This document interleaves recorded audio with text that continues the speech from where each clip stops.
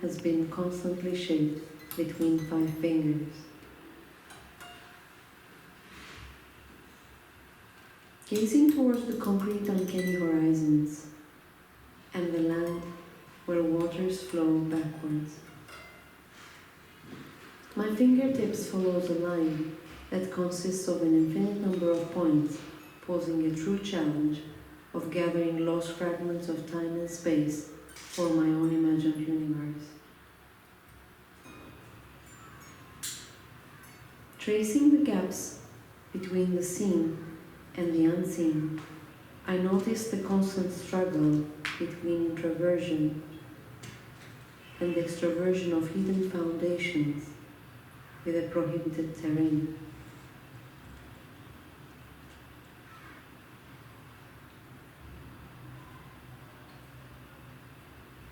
Shaped with the aquatic nature of time, black and white angular currents embodying traces of the day before, lace with a silent clamoring.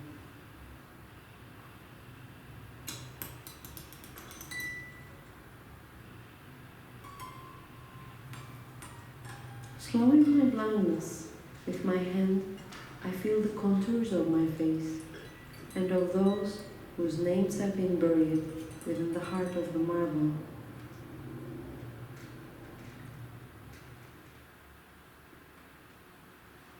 I run my fingertips between the ups and downs of the words that are now traces and shadows of their own existence.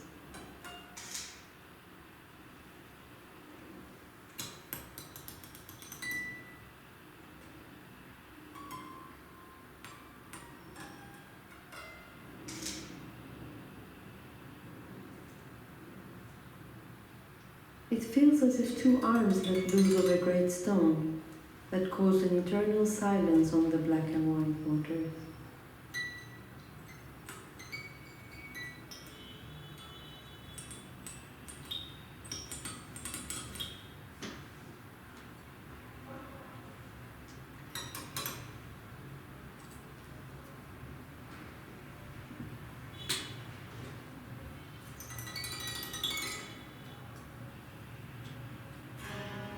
Unsettling solid waves of the unconscious,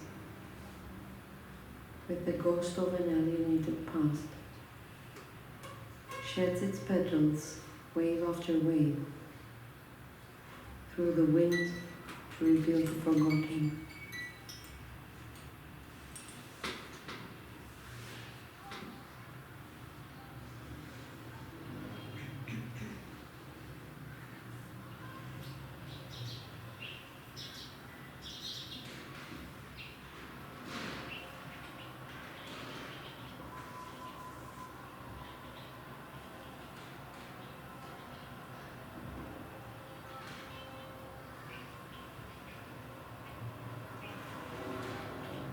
The reveries of a covered hole or a wound that allows us to connect with the frozen figures of a petrified world. What the body remembers beyond these walls that cover the unspoken.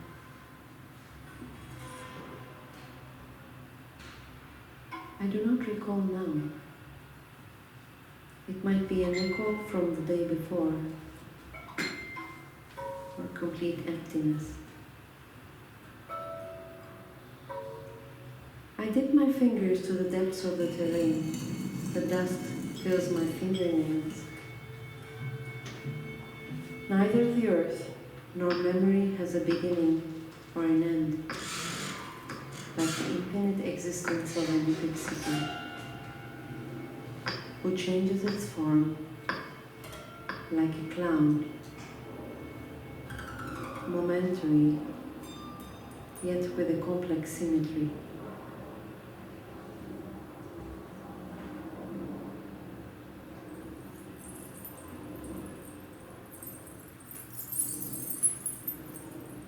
A room in one's own, beyond sound.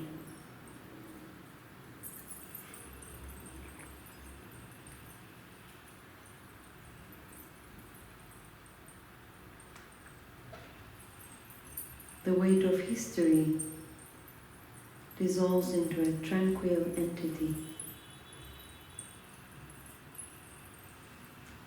A flashlight gets through me and reveals my hidden parts.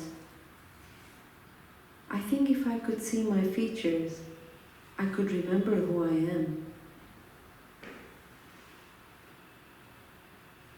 Put your ear on the floor and try to hear the silent murmuring of the stones and the barefoot footsteps from yesterday. The eye and the heart continues to see while the ear has fallen asleep. If you could only see what I see beyond these invisible walls. A space that tragically contained two souls in one body. A garden with blue flowers lays blooming with their long-lost fragrance, spreading through each and every corner of my mind. This hidden garden of poems, lost in bushes of words. Nectar flows through its depths, and yet again disappears, until you know the flavor of the word, where you know your own self. The yellow sunshine crashes into small pieces, sprinkling over the unstepped carpets like a forgotten field of grain.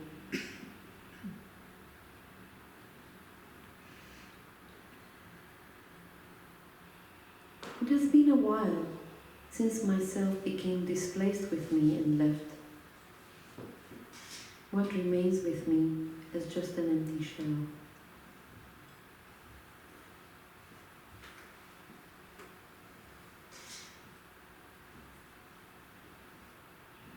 Untouchable peaks, nestless birds, with homeless, displaced hymns.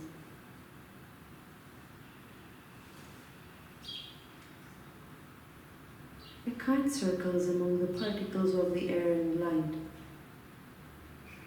like a reminder of a silent ghost, hung in the void, observing the unescapable flow of time.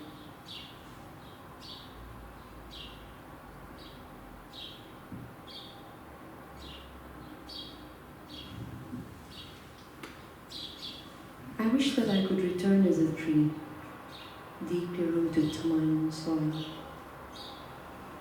I dive into its depths of the unseen and create my separation with a song of mine that is more soiled than the earth, older than the sun.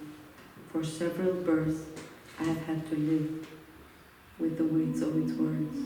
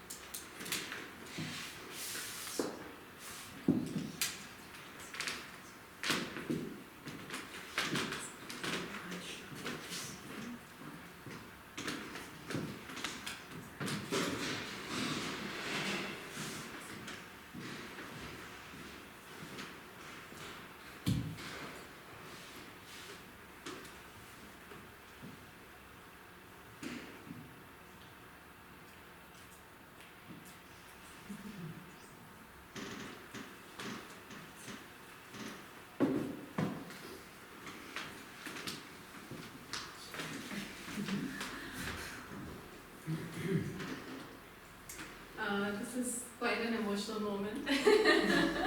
Seeing this work again together over here.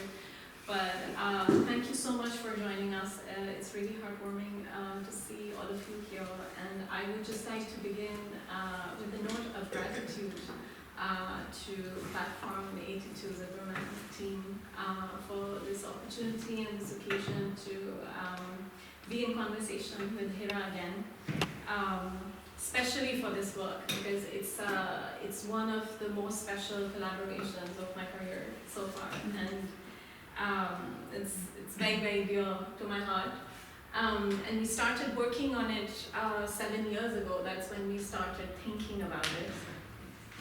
And its first manifestation and presentation took place in 2020 at the second Lahore Biennale. And since then, we've had the chance to come together over this work and to have a conversation. But I think, like, each time speaking about it it's a privilege too, because I feel it gives us a chance to just revisit and also reflect together with how things have evolved in this time and how the world, the synergies around the world are shifting towards quite extremist tendencies, and the relevance of it keeps building up. So I think for me to revisit it each time is also a learning experience, and there's something new that comes out of it. So it continues to give,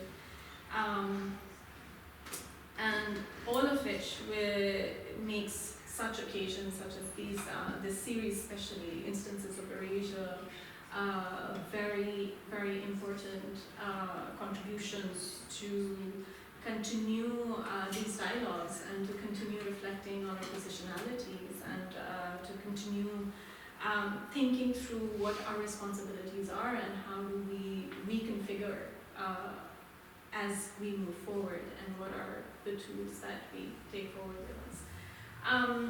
So I'll just give you a very brief, before we jump into the conversation, a very, very brief intro into this work, just some key points. Of course, the Infinite Nectar pertains to a very specific geography. What you see here is Lahore in Pakistan, and within this work there are multiple timelines that collapse.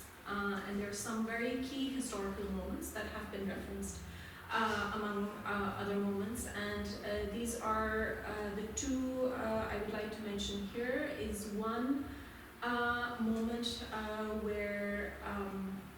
which depicts the longest lasting resistance in the subcontinent to the British Empire's efforts for annexation of Punjab. Punjab was the last region to be taken over by the British.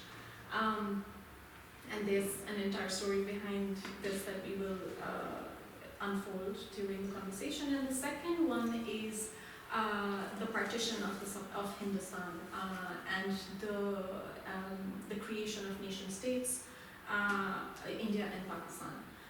So these are two key moments that come together, and then of course the present moment, and also certain projections of the future that we see in it.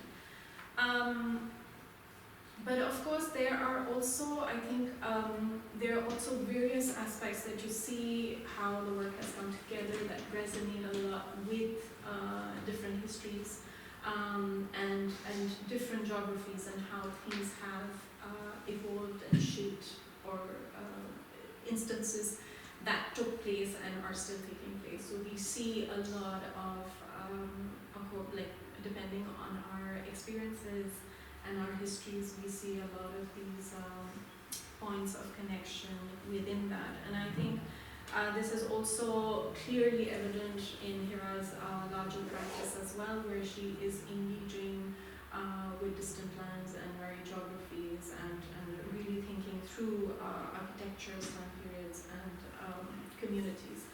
And I'm just now coming to the flow and starting this conversation. I would just like to come back to the present moment and think of us like being storytellers in different capacities. The way I would like to think of it in this way, and I know you very much. That's how you define yourself as well. And just it's also when thinking through such histories, I think, and working with them, we are once again in the present moment reminded of how important the importance of how a story is narrated and its perception. And this really brings me to this idea of within our practices, we specifically have been working with silenced narratives. And I'm just thinking a lot about, like the contested notion of history and how do we, at the same time, establish these stories and create a space for them, while also thinking of, upholding the paradigm of truth simultaneously, right? And also, just to add to that point, I'm also thinking of how collapsing timelines creates a certain kind of flow and a certain kind of continuity that perhaps aids this process as well. So if you would like to... Yeah, sure. Sure. Before I respond to your question, I would like to thank to the whole team of the Zilberman Gallery that brought us here, that connected us again through this work. There's a deep gratitude about that. I'm really thankful to be speaking about this work again. And when we were watching, actually, I was just thinking through our whole process, but also about what it exactly means about speaking of absence and kind of about all these ruptures today, like when the whole world is collapsing around us, and what does it exactly mean to retrace absence, to learn from history and all these harsh cycles around us and all these invisibility politics. So I've been kind of thinking through that, and storytelling, I think, is a kind of a mediator in that sense, that enables one to go through, connects different timelines and enables different time periods to exist with one another, but also enable the one who does the storytelling to be able to find a sense of kinship within that. Because now, when we are all experiencing everything around us, the whole environment changing, how we witness how writing history also operates regarding this kind of overwriting or sometimes erasing the one that was written, and kind of creating new narrations out of that. And I was kind of thinking, where does storytelling stand in between that? And I was kind of reading something that really kind of resonated with that, which was of restorative and the reflective aspect of history writing, or the idea of nostalgia, engaging with historical timelines. And the restorative one is obviously the one that is more kind of, has a sense of nationalistic approach in terms of how things regarding the past can be mended and read through that, with a very kind of cleansed, without showing any sense of decay. But the reflective one enables one to have your own voice inside that, to find a sense of kinship within that story. And for me, of course, in my practice, I engage with different landscapes as well as my own, but through kind of, especially the ones that I do not originate from, I have been often thinking about the idea of fragility and vulnerability when you are engaging with a space, a story or narrative, that you don't particularly start the work like that. It finds you, because there's this idea of perception too, because you always kind of pick up onto things that are kind of resonating with your own personal story as well.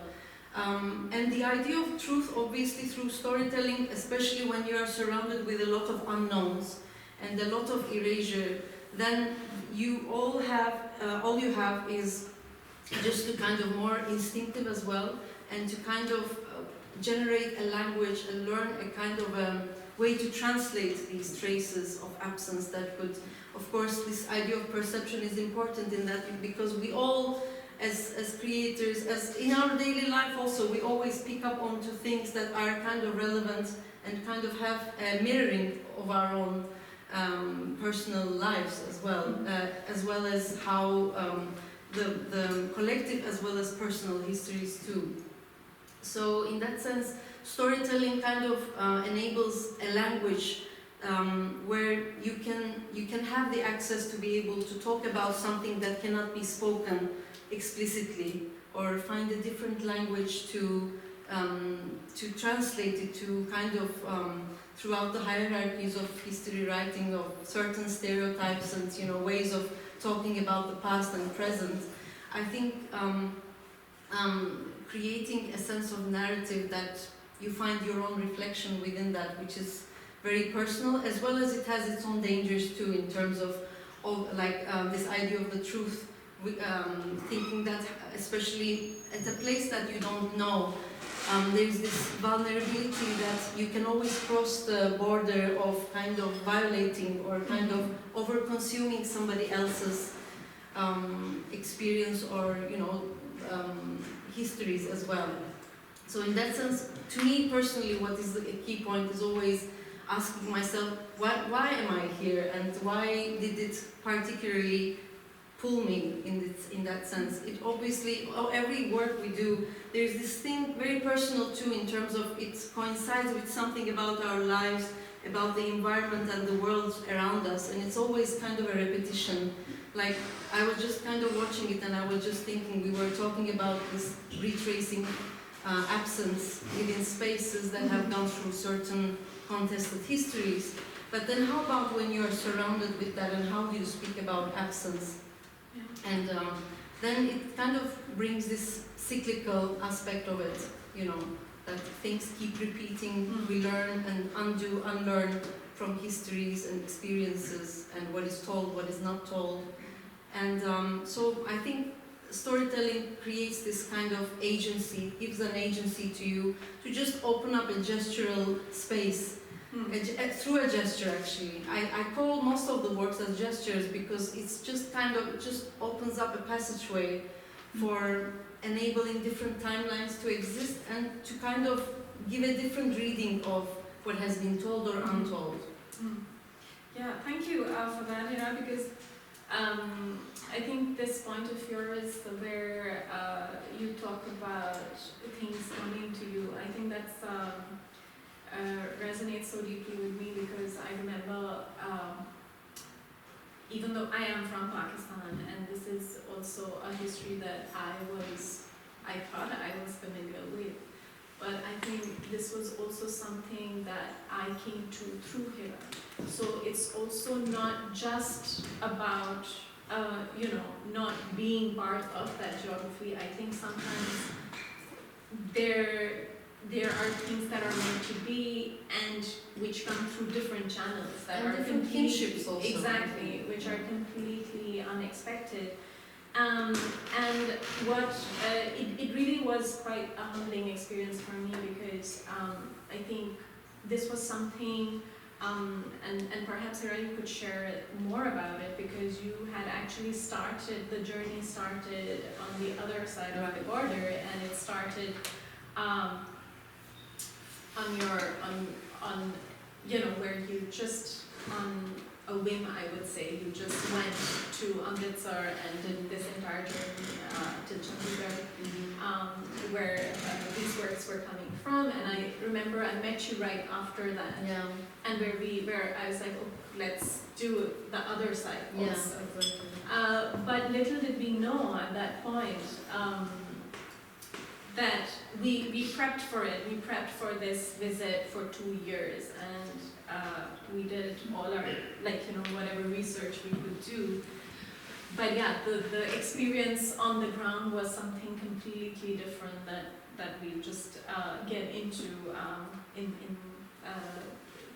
the coming conversation. But I think for now, perhaps you could share a bit about, how it all started, and from your visit to Amritsar. Yeah. I think I will continue from the idea of kinship with something that is unknown to you, or something it can be a kind of an alien land, like unknown land to you, or somewhere you don't originate from. And I was kind of, I think this first trip that I did in 2016, there was, I had a travel to, I was always interested with the area of Punjab, the geography, and also the Sikh culture, which there were this kind of sense of closeness, which I didn't know why. And sometimes we all have this thing, like you kind of land somewhere and you feel at home, which you cannot describe why. And of course there's always this kind of fear and tendency of, am I kind of intruding, am I an intruder, am I, you know, too much consuming it, and so forth. But I understood what exactly, how do we embody like unknown traces and kind of follow that, and how do we, it started with all from this first trip. And I actually, when I first went to Amritsar, of course Amritsar is known with the Golden Temple, which you have seen in this image, and the Holy Pool. What actually started the actual journey was my visit to this, nowadays it's a park, it's called the Jallianwala Bagh Park, which was, these marks that you see are these bullet marks that all around the park you see all these traces of the bullet marks that have been done by the British, where they fired on people that were celebrating the Vaishakhi festival, which is actually an agricultural festival, you know, the welcoming of the harvest and the springtime also. There was a huge massacre that happened in this place. Right now when you go, it's just a beautiful park, except these traces that are very, very incognito in a way. So I was very much drawn into the form, obviously, because in many of my works there are all these fragmentation, both in the sculptural ones and in the drawing series, and everything it derives from these mosaic-like forms that create a whole out of tiny pieces. It's also the way I work, I think also, like I distill everything, I deconstruct things I'm researching and then create a whole for my own self. So these bullet marks and these framings of these marks were something that really influenced me a lot, and then I started to read more about the history. And all around Amritsar, that was the time the whole city was being renovated. You would see everywhere with white marbles, like totally clean slab stones in the streets. And Amritsar is one of the cities that went through 1947, the partition, in a very violent way. There were a lot of massacres, a lot of attacks to people. And the streets were the ones that became kind of, you know, the space became the agent of imbibing all those recollections of that harsh time. But that change of through the renovations, seeing that was kind of resonated with these forms. And then I wanted to go through in more deeper within the city, visiting different sites and places that were, some of them were like these sort of buildings. Most of them were all abandoned after the post-partition momentum, like many of them, some of them were belonging to the Muslim families, some of them to the Sikh families that migrated to Europe and to US and Canada. And within these traces and the buildings, there was something that I felt I already know. It's something that I felt that it's a very familiar feeling that I got, probably because growing up at a place and a geography where you are always left with the ruins and the absence, the kind of the inheritance of the loss, from my family background too. So the way I approach the places, somehow my eye is always kind of, how do you say, conditioned to kind of capture these moments of absence and gaps, broken points and emptiness. So I started to, the next year, 2017, I decided to travel of a lot of key cities in Punjab before all these partitions and ruptures have occurred, like Amritsar, Patiala, Chandigarh, and city was Jalandhar. Yeah, Jalandhar. One of these cities, like within this series, I should talk about, like, you always see a sense of flow or a kind of a mapping or something about a moment or something that is not being spoken. There is this idea of reconstruction and deconstruction within the drawings, within the collages, that derived from the bullet marks on the wall. So there were all these unexpected flows coming out from hollows, windows, or like holes, which also, like, this gap is something that appears in my work sometimes. Like, I think there's a tendency to kind of learn from gaps and things that are being emptied completely. So there are always this kind of flows of bricks that are kind of unexpectedly coming out, which I think I always, like, in the sculptural works too, you will always see this flow, this, that comes from an unexpected hole maybe. I feel that it's a kind of like a sort of gesture for resistance to remind something that was there and just to a way to talk about it. But this image in particular was the reason I decided to go to Lahore. This photograph originally was, I found it in Chandigarh in the office of Le Corbusier. He had an office because he was invited to design the whole city, which was considered as the capital city for Punjab after the partition. There were several architects that came and went, but at the end, Nehru decided to work with Corbusier. In 1950, he starts to plan his master plan. It's called, I think, it was master plan. So these lands that you see are actually the destroyed properties. Like, this is the gap, this is the emptiness, where the houses of the earlier dwellers were before 1947. And they cleared out this whole area. This is a survey photography. And now, in this emptiness, you will see the Capitol building as well as the other major buildings of law school, I think, that Corbusier has designed. I felt, of course, these are all survey photography, and then Chandigarh is considered as a kind of an architectural masterpiece. A lot of students study that. It has a kind of particular place in architectural history. But to me, it really terrified me to see this photograph, because the guide who took me there, he said, you know what, behind these mountains, it is Lahore. And right now, it just, like, is the same sky, but then there is something that divides. It's just 20 minutes far, but then, you know, where the people whom had their own foundations here departed there or elsewhere. So seeing this photograph, I think you can understand, also relate through the movement that I did over there. Maybe this was my mapping for my own next chapter of the project, I can say. Possibly. Yeah. And it's quite interesting because I see two ideas of building. One is building by men, and one is rebuilding by what you are doing, and that also brings me very much to the role of women and how they are often delegated or self-delegate, you know, like the role of caretaking, the role of mending, the role of repairing and collecting, relaying. And I'm just thinking, and I think in this instance it becomes very important because I'm also thinking of all the women who have done this work, whether while being persecuted, over history, while being persecuted, or within our domestic spheres, our personal spheres, and which we often refer back to find direction forward.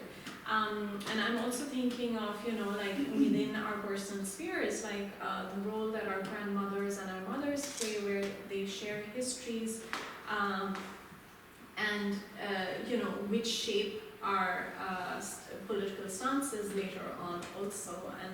And I'm over here, like, you know, like it really is a process of sensitization to something that is not shared otherwise, because it is always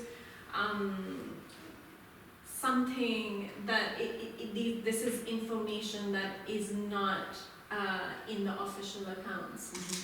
These are lived experiences of people. And I'm over here, and this has been our experience, and one of the main reasons why I refer to it also is because the hands that you see throughout the film, they also belong to a woman, and I would ask Hera to share the story of Jindan over here. Yeah, actually what you were saying about the caring and mending is interesting. Sometimes it's mostly also attributed to women, interestingly, but on the other hand, we were also talking about this earlier, I think, like why we always speak about mending and caring about caring politics or caring practices, but we never speak about the moment when that particular thing disappeared, or who did that, or who destroyed it, you know. Anyway, so I get back to it. So actually, I should come to this image.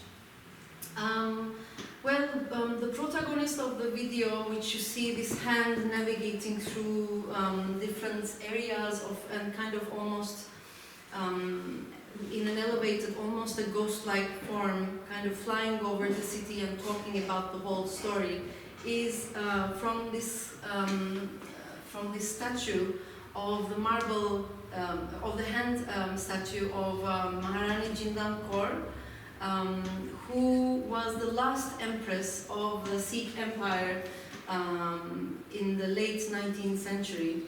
And in a lot of historical accounts, and even when you Google her, she's always considered as the wife of the Maharaja, Ranjit Singh, but actually she's a very important revolutionary character within history who fought against the British to be able to not lose the land. Actually, interestingly, 1847 is the date that they lost, and 1947, like there's this kind of interesting connection I just thought was, 100 years exactly. Actually, the image of this statue, I've seen it many years ago when I was studying at the school and in an art history book, and I was kind of drawn to its beauty somehow, and I was also thinking the juxtaposition of the hands, was it accurate? Like, why was it described like that? There was a kind of discomfort to the way it was placed, and I was kind of thinking who made it, to whom it was belonging. And then through years, when I started to work on this project, I kind of came across to the history of the Sikh Empire, and I saw this photograph in another source, and I said, maybe this is the moment to kind of connect with her, because somehow I felt that maybe the object is calling for this, you know. So Maharani Jindan Kaur is, once the Maharaja dies, the British tries to take over the whole land and the empire itself. But because her son, which is the last heir of the throne, he's a very small boy, so instead of him, she passes to rule and tries to fight against the British. But then they exile her and they take over the son and exile him to the UK.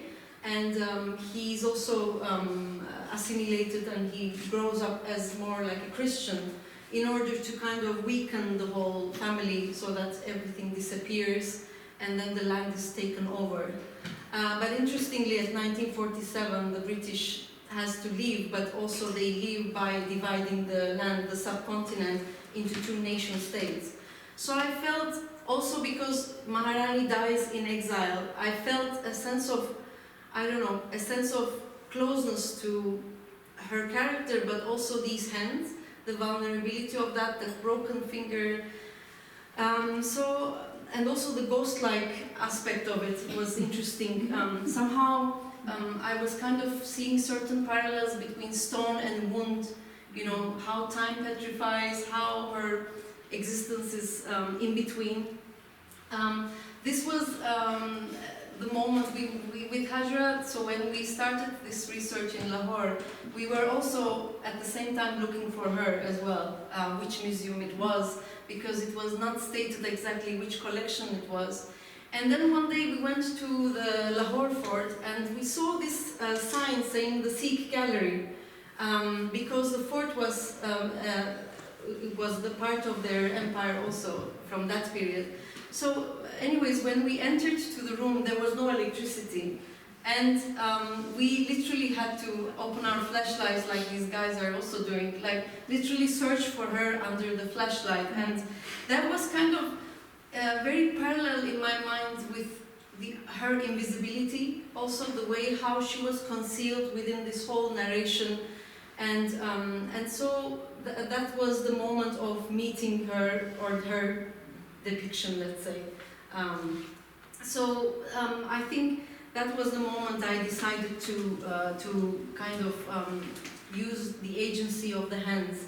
And I always also think that, you know, the object has, it's also the poetics of the material sometimes directs you, it imbibes a lot of things in terms of not only timelines, but also a lot of references that you can also reflect within. And somehow it also has a very votive-like aspect to it, you know, especially it's like, the votive is something that has an agency between two, the seen and the unseen world, the imaginary and the terrestrial, let's say. So in that sense, the hand became the agent in order to come back to her own place of origin and start to speak about it. And yeah, of course, the fact that she was a woman also, it was somehow, there was a different juxtaposition in the embodiment of it, like using my own voice through her hands, giving agency to someone or something that was totally invisible, you know. Yeah, no, when you're saying this, I'm just really reminded of this visit to the museum, and it was quite interesting because the only thing that you find of Jidwan Kaur are these hands. Meanwhile, there are various depictions of Ranjit Singh and Dalip Singh, who was the son, and you know, like in all their glory, in very powerful gestures on horses and elephants. And it's quite interesting that in the end, the person who actually resisted the most and held on to power, and until the end, until the last day, she did not give up. Like even when she was under the British, she did not, like she still tried to keep brainwashing her son.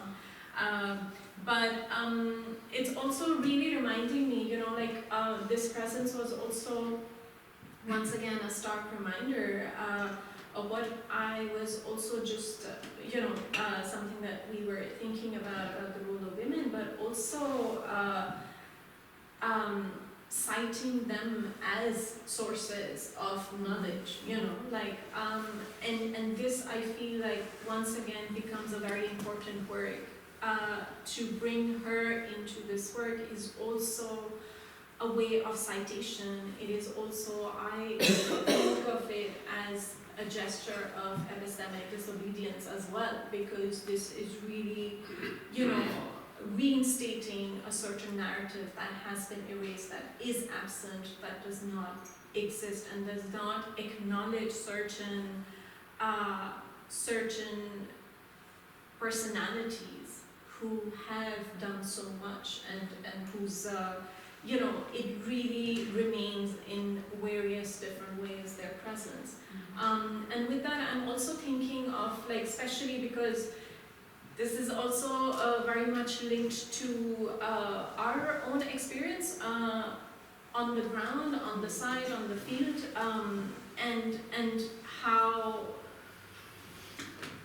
the patriarchal assumptions around gender and us as women enable certain transgressions. And I'm also thinking of that and the kind of space that it allowed us to maneuver, you know, within the side and do the work that we were doing. And I'm also really thinking here, and maybe you could share a bit about that experience, but I'm also really thinking of over here, just the way you shared about connecting or resonating with the materiality of the marble. I'm also thinking of when we are interacting with these fragile traces and thinking of, thinking through the marginalized bodies of, ourselves and how we are treated, the kind of, there is a certain kind of affinity that, a connection that is there. And I was just thinking if you could maybe elaborate. Actually, maybe I could start with that because I noticed that I forgot about, because you, in the earlier one, you mentioned about our own personal lives, our own mothers, our own grandmothers, what they experienced as, within their own time period, let's say.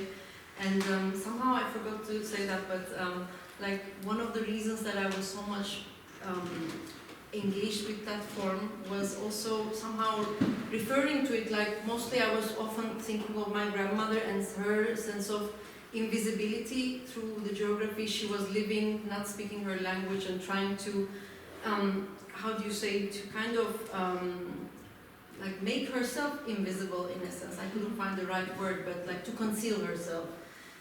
In order not to be visible, not to get hurt, but still continuing to resist in different terms and to exist in a way. Yeah.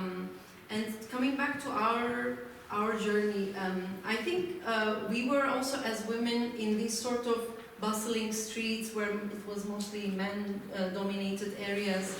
We were also, I think what made it easy and difficult was the fact that we were women and partially we were invisible. We were also concealed with that. Nobody realized what we were doing at that time, but we also became threats at some points. Like somehow, because some of the sites which you see in the video, this is one of them that they, because of the absence and this idea of inheritance, who owns these spaces, And there are a lot of land mafias that are taking over these places, and this was one of them, this Gurdwara. And when we were there, doing the shooting and also kind of walking around it to sense the space, spending time over there, there were a lot of different guys coming and harassing us, thinking that we are coming from, probably thinking that we will claim the site, or like all these triggers that we kind of caused to them as well. In that sense, it was kind of an in-between situation, almost kind of equal to the invisibility of the sites also, because most of these places, they are also in the middle of, as you saw where we were walking, it was just right behind the wall, and where is kind of one of the most busiest streets in Lahore also, two of the spaces. Yet the spaces, these places are also like unbelievably invisible, yet the ones who wants to know about it, the ones who takes advantage of the land ownership were aware that in that sense. So there was different parallels going on during the production phase, finding a kinship, a sense of kinship with the space. It also kind of helps you to understand how these histories operate, but also, becoming one, like kind of an embodiment of this whole concept of absence, I think was very much relevant at that time during the process.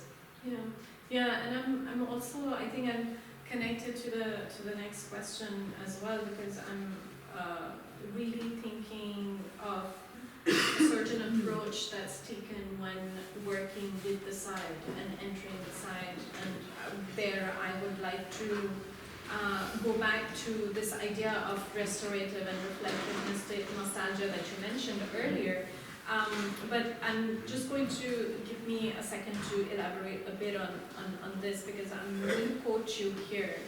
A smell, a sound, or a touch might evoke the remembrance of a certain fragment from the past and enable it to re-exist within a different timeline. And here I'm once again thinking of, the non-human agents that witness these histories and that remain to share these stories. And in a way, I also feel them as think of them as defying. This is also something that you had said, that they become embodiments, these traces become embodiments that resist death and disappearance. And I'm also thinking of, you know, like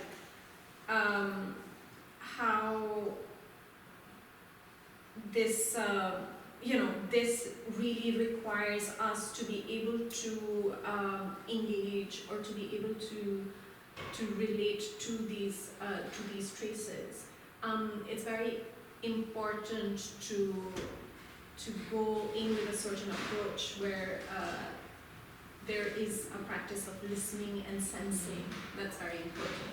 So, you know, like thinking of the memory of the stone, thinking of the memory of the place, thinking of how the ground remembers, or thinking of, you know, what the winds carry and what they have witnessed.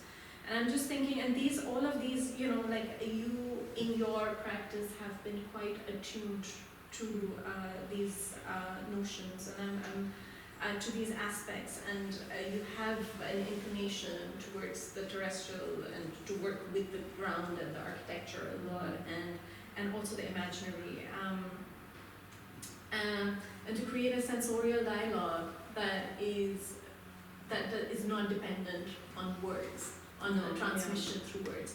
So I'm just thinking if you could, you know, like one, this interaction with the site, and two, if you could speak a little bit about, you know, the process of transmitting, translating these, all of these experiences and this process into, you know, a visual manifestation.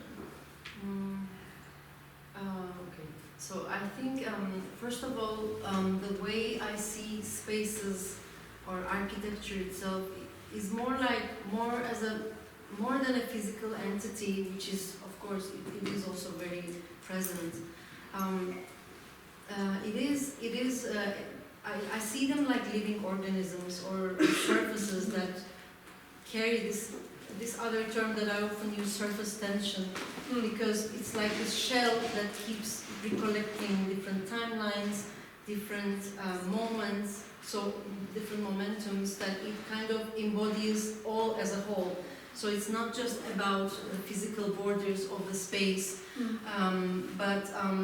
so in that sense, I think this idea of listening is quite present in the process, because there's also the fact that the space is there as a living organism, and it gets vocalized through, it does certain revelations through different languages, be it through a crack or a smell that you get, or particularly, like, for example, these scriptures that were scraped out from the wall, or like a particular light that falls onto something that you don't pay attention at a particular moment.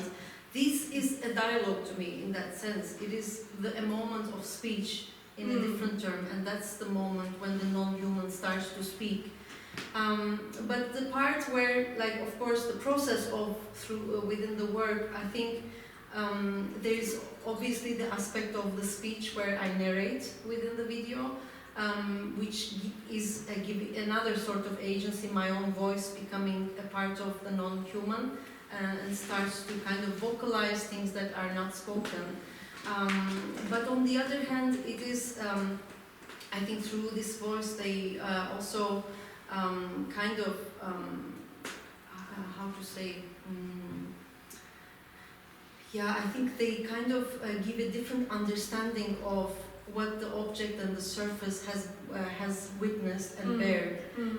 Obviously, once physically looking at something, you cannot imagine how many layers it has gone through, and all these ruptures and kind of these particular moments it went through. But I think it's more about also kind of a spiritual relationship with the idea of touch, because of course we see a video work, but of course there is this idea of touch very relevant. You touch these walls, you touch these broken marks or the holes, and obviously the stop motion sequences, it derived from the collage works. It was the activation of that kind of the stones that were flowing from one point to the other. I often believe that I think touch and our senses have their own memory. Like our hands particularly remember more than our own mind does. You know, it has its own accumulation of things. And I think when the hand, particularly in artistic practice, the hand does the work and then the mind connects afterwards sometimes, or at the same time as well. So there's the gaze, there's the smell, there's the touch. I think all of these kind of creates a whole approach in understanding a space, of grasping it. Yeah. But of course there are hierarchies too. Sometimes there is, of course, the danger of like the attraction of all these spaces and their beauties, and there is this attraction of, you know, the idea of the truth in the storytelling that we were speaking about, you know, to over-exaggerate or to kind of over-consume the sight. In that sense, I kind of, again, this invisibility works for me in a different way. I try to keep myself back as much as I can. But a deconstruction becomes another tool for me to kind of deconstruct these moments, certain instances, or the, as I said, the stop motion pieces. Well, it was the first time that I also did stop motion through this video, and somehow it kind of made me understand how I read history and time in general. You have to deconstruct things to be able to read a whole narrative about something, or any sort of truth or reality. So, and of course there were the activation of the collage pieces that I did, this kind of continuum that keeps going, and it enables, even at looking at these moments, you know, like there's a particular present tense over there that still addresses the past, but also there's an idea of the future as well, through this idea of the flow and continuity within a lot of mirrorings within the video work. Yeah. You also asked something else at the end. Yeah, no, I'm just going to build up on that, because this is great, because I'm also thinking, I'm really also reminded of our time and all that we were preparing before we took this journey, and it was quite interesting. Like, we had poured over all these resources that were possible at a distance, and it was quite interesting because the day we visited the sites, like everything that we had, you know, accumulated by that time, like literally just flew out because the site had something different to say, and it was saying it very loud and very clear. And I remember, like, the minute we came out of the site and we were on our way back, and both Hera and I in unison, we were like, okay, we just need to now reshuffle our, you know, our approach, and it needs to be set. Like, we need to, you know, really focus on what we have right here in front of us. So absolutely, that is so important. And once again, thinking of the material memory, I'm also thinking maybe a surprise that is part of the work is also, and I'm thinking of the agency of sound here, the closing sequence of the film where you hear a woman singing that is Hera, and she's singing in Punjabi, in a language that she does not understand or know, a foreign language. But it is also, I feel like that is it's such a powerful, it always moves me to tears, and it is such a powerful moment, because there is the deepest of engagements, because she's perfected and mastered the enunciation, the rhythm of it, and it is, you know, it is the deepest of engagements that goes beyond words, once again, beyond language, and there is an emotional affinity there that connects, and that really, so I was hoping you could, this is something we haven't spoken about, haven't had the chance to speak about before, but I was just hoping that you could perhaps, like, you know, share that journey a bit. Well, I mean, from where to start? I mean, maybe I should start from the aspect of sound in general, like where does it stand? When you were speaking about the sensorial part, sound is an element that, you know, creates familiarities, but also it's something very physical, you know. Sound is something that can replace something that is absent. It can create bodies, it can create space in general, either be it through singing, speaking, or through shouting or whatsoever. Like, it creates a physical entity, and it recalls things that are not there. It kind of replaces. It has a very interesting physical role within that. Maybe because it comes from our bodies, you know, you become the something that is internal comes outside and becomes external, and it connects with that external story also, and it kind of becomes something. Things complete one another through sound. And first it started with deciding on who will narrate the video, because I was very hesitant. I felt that I'm still the outsider, and I don't know if it would be right for me to make the reading of that. But then, in order to feel, because I was also feeling a lot of things at the same time, there are these unexplainable parts, let's say. Then I kind of started to write the poetry part, and then I started to narrate it myself. But then the period that I was studying this whole process, I was listening to a lot of pre and post partition singing from Punjab, and I think song is something that, even though you don't know the language, it is something, obviously, as they say, music is universal, but it can, through a tone, it can ground you somewhere that you don't originate from. And language becomes something more fluid and more homogenic. It's not something that can be blocked by borders, or something that can be decided by other people that you don't hear, or you don't know this language, or you know that. It's all a matter of embodying that sense of belonging. And at the same time, I was also feeling this kind of very powerfully with this whole language, Punjab, be it the Indian and the Pakistani side.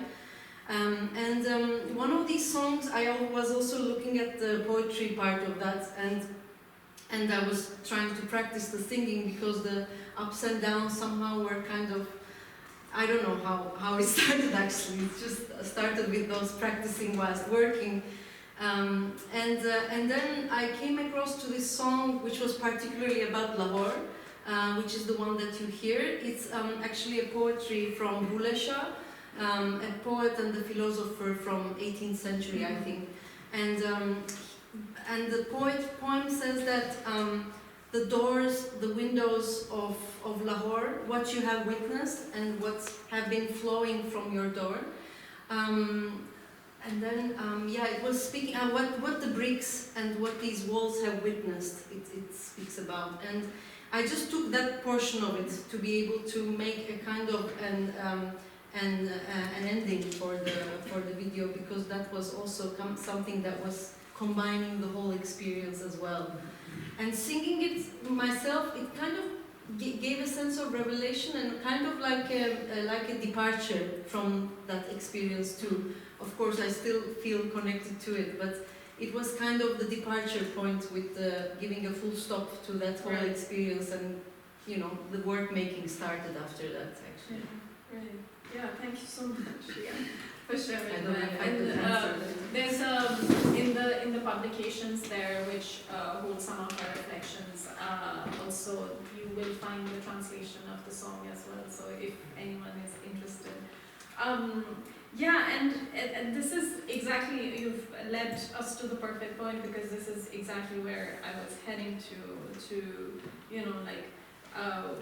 where the creation of the work, and where you bring all of this material, this very intimate dialogue with the side, and bring it into the studio. So it is not just, and exactly this process, but this is not just a process of production, but it is also an exercise in restraint, because this is where the editing process takes place. Which part of the experiences or which part of the knowledge gained goes out, and how it goes out, and what you put out. So I was hoping also, because obviously as we saw that in the Amritsar part of the work, it was more photograph collages, and then for the Lahore piece, this turned it into a video. And I was also thinking of these formal decisions that are obviously shaped in that process as well. So if you could share a bit. Maybe I could start from what you last said about Amritsar and how it turned out to this format. Within the Amritsar process, it was the very first time that I encountered this whole history and the geography itself. And it was rather like a kind of a practice of mark making in order to make a mapping for oneself, to be able to make sense of a history that I did not originate from, but also try to kind of find similarities. I think collage is one of also, like, working with surface of the paper itself is something that is more like it is both a safe space, but it kind of it has its own physical borders. It kind of enables you to study something and to kind of render all these layers through your hand's memory, as I said. But in this process, when we came to the actual site sites in Lahore, there was a very real.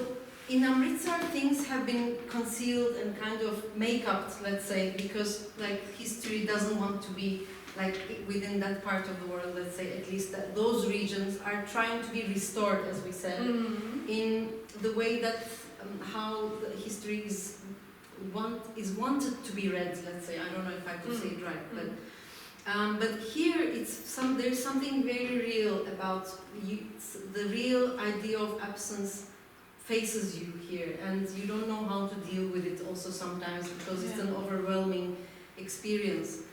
So coming back to the studio, maybe it's kind of both liberation but also a kind of a puzzling moment from where to start.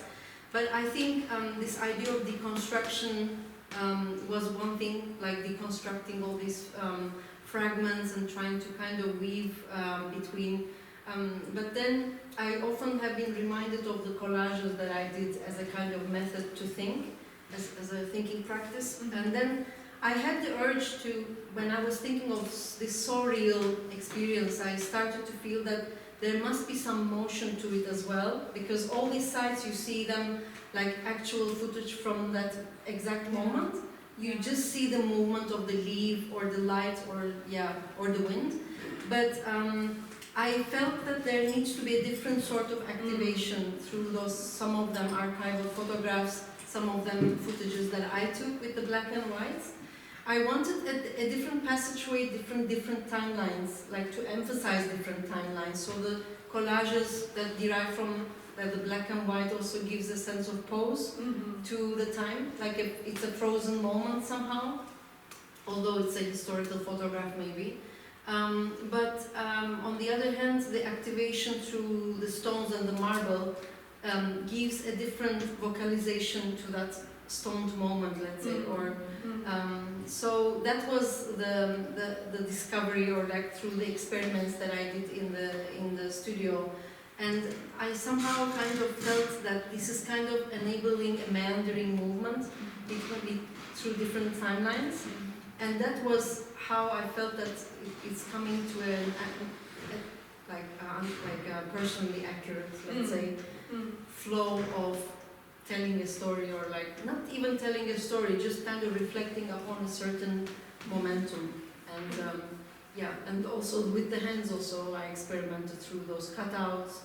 I think even with the materiality, like working with the paper and all those collages, it's again like creates different surface tensions, because they're you kind of the process of stop motion also is interesting, is a part of this understanding time too, because you bit by bit move those fragments and it create a whole movement out of several, like hundreds of sequences, you know. So it was kind of very much parallel to the petrification of time and the flow of the present tense in these sites. So Yeah, thank you. Yeah, I'm also thinking of like, yes, and this is so relevant also, the petrification of sites, which we often also encounter in a lot of places that are in ruins especially. But one of the most striking things about these sites were how active, and they were breathing sites. Right. They were so, even though, and when I say active does not mean that they were in use in that way, but they were living and breathing sites. So I think, and that is also something that you've captured in the film, and how they resonate. And I'm just going to ask one more question before we open it up to the audience. But I think this is also a very, very important question, and I would just also like to acknowledge here the emotional labor that is very much a part of this practice, and to to carry the loss, also to be almost in for example in this position, to be taking care of someone else's loss, but also the work of reconstructing memory and histories. And I'm just would like to think of it, like I would like to think of this bond that is created, and if you would like to speak about it, and if there is perhaps some sense of consolation as it connects to a different history that might be personal or otherwise. So if you could just share a bit. I'm not sure about the reconciliation part, but yeah, consolation, but some kind of like with the resonance, perhaps a sense of solidarity, perhaps, or a resistance, sense of, maybe. yeah. This resistance, the word I keep using all the time, but it's I think it's something that grounds something. Like if these buildings are standing, for instance, it is a sense of resistance to time and to loss, although they have lost their communities, or the aspect of people in general. But I'm coming back to the emotional labor part. How to say that? It's of course it's like you go through a lot of ups and downs, because there is a sense of responsibility that you keep feeling, especially when you work on something that, as I said, you don't originate from. But then this moment of like finding familiarities and kinships between the object, the space, a person or a voice or something. I think finding your own reflection within somebody else's body or space, or that